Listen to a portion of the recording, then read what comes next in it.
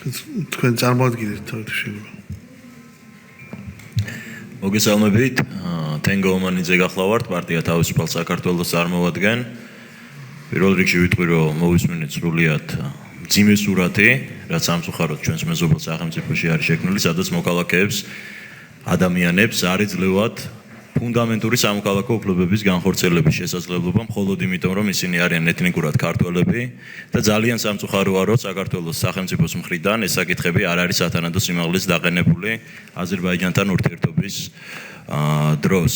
და საერთოდ ჩვენს ქვეყანაში ძალიან ცოტა არის ისეთი ადამიანი, რომელიც ფიქრობს ასეთ მნიშვნელოვან საკითხებზე. მე სრულიად გავიზიარებდი ბატონი მამუკას პოზიციას იმ საფრთხეებზე, რომელზეც მან ისაუბრა. და საერთოდ განსაკუთრებით ალბათ საანგილოში მცხოვრებ ქართველებთან მიმართებაში ურთიერთობების არათუ შენარჩუნება, კიდევ უფრო გაღრმავება და რაც შეიძლება ინტენსიურ რეჟიმში გადაყვანა, ეს უნდა იყოს საქართველოს მთავარი პოლიტიკური ამოცანა, ფიქრობთ, აზერბაიჯანის მხარესთან ურთიერთობაში. ჩემი შეკითხვა არის მიმართული კომიტეტისკენ, თუმცა მთავრობის წევრებიც ესწრებიან და თუ კი მათაც ექნებათ ამ საკითხებზე ინფორმაცია, საინტერესო იქნება მათი მოსაზრების მოსმენაც. რამდენიმე წლის წინ გვახსოვს, რომ პრობლემები იყო საზღვარზე დავით გარეჯის კომპლექსთან მიმართებაში. მაშინ ეს პროცესები შეჩერდა განუსაზღვრელი ვადით და პრინციპში ბუნდოვანი შედეგით.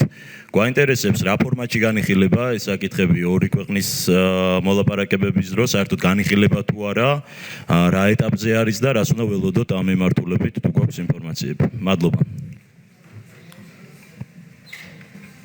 აღნიშნულთან დაკავშირებით მოგეხსენებათ, ეს არის უაღრესად სენსიტიური საკითხი. ჩვენ გქონდა მსჯელობა კულტურის უწყებასთან, ასევე მქონდა საუბარი აზერბაიჯანის მეჯლისის წარმომადგენლებთან. ეს არ არის საკითხი, რომელიც სამწუხაროდ მალე შეიძლება გადაიჭრას, თუმცა მე ვფიქრობ, განათლებისა და კულტურის მიმართულებით ჩვენი ორმხრივი ურთიერთობების განუყოფელი ნაწილია და შეიძლება ერთ-ერთი ყველაზე მნიშვნელოვანი, ესე ვთქვათ, დატვირთვის ვატარებელი თემა იყოს. მე ისევ ვუბრუნდები იმ საკითხს, რომ იმისთვის, რომ ბატონზეა თქვენი კოორდინაციის ქვეშ დაწყებული ძალიან ბევრი ფრაგმენტული ნაბიჯის კოორდინაციის და გაერთიანების საშუალება მოგვეცეს, ჩვენ აუცილებლად შევქმნით უკვე ერთობლივ კომისიას, რომელიც თანმიმდევრულად იმუშავებს როგორც განათლების, ასევე კულტურის საკითხებზე. დავით გარეჯის საკითხი, მე ვფიქრობ, არის უმნიშვნელოვანესი, ალბათ პირველადი, ესე ვთქვათ, დატვირთვის თემა, თუმცა მხოლოდ და მხოლოდ დიპლომატიური ურთიერთობებით, მხოლოდ და მხოლოდ ორმხრივი თანამშრომლობის ფორმატებში და ვთქვათ, არგუმენტებზე დაფუძნებული მსჯელობებით უნდა მოხდეს აღნიშნულის გადაწყვეტა. მადლობთ. დიახ.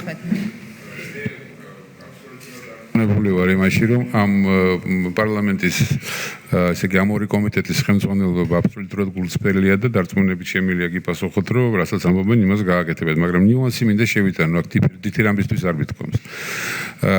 კალდომარინა, როცა აი ამ თემაზე საუბარი იქნება, საგარეო უწყების წარმომადგენლები იქნება, ძალიან გთხოვთ, ყურადღება მიექცეს გარემოებას, შემდეგ გარემოებას, სპეციალისტებს შორის, მათ შორის უნივერსიტეტის სპეციალისტებს შორის, სამხედრო უწყების ხასუსომ, სამხედრო უწყების სპეციალისტებს შორის არის ღრმა დარწმუნება იმასთან, რომ კომისიამ საწყის ეტაპზევე, საზღვრის დადგენის კომისიამ არასწორად რუკებით დაიწყო მსჯელობა, ისინი აქ ხედავენ გარკვეულ შეცდომას ქართული მხრისარ, ბილად რო ვთქვათ.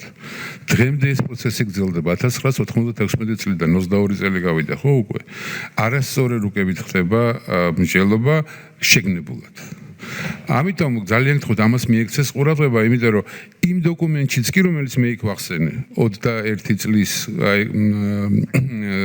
ხელშეკრულებასთან დაკავშირებით, იქაც კი სხვა თემაზეა ლაპარაკი, რომელიც უნდა გადაცემოდა აზერბაიჯანის მხარეს. უბრალოდ ეს მინდოდა მეთქვა და სპეციალურად გაუსვია მას ხაზი, მე მქონდა საგარეო საქმეთა მინისტრმა ამ თემაზე შეხვედრა, მინდა რომ ახალგაზრდა თაობამაც იცოდეს, რომ ისე არ არის საქმე, როგორც ზოგიერთ ჩვენ მეზობელს წარმოუდგენია, ცოტა სხვანაირად არის და ამას გამოსწორება ჭირდება. მე ასაკურველი დიპლომატიური მეთოდებით. მადლობთ. ძალიან მნიშვნელოვანი თემა წამოვჭერთ, ახლა ჩვენ დავით გარეჯზე დღეს საუბარს ვერ გავაგრძელებთ, მაგრამ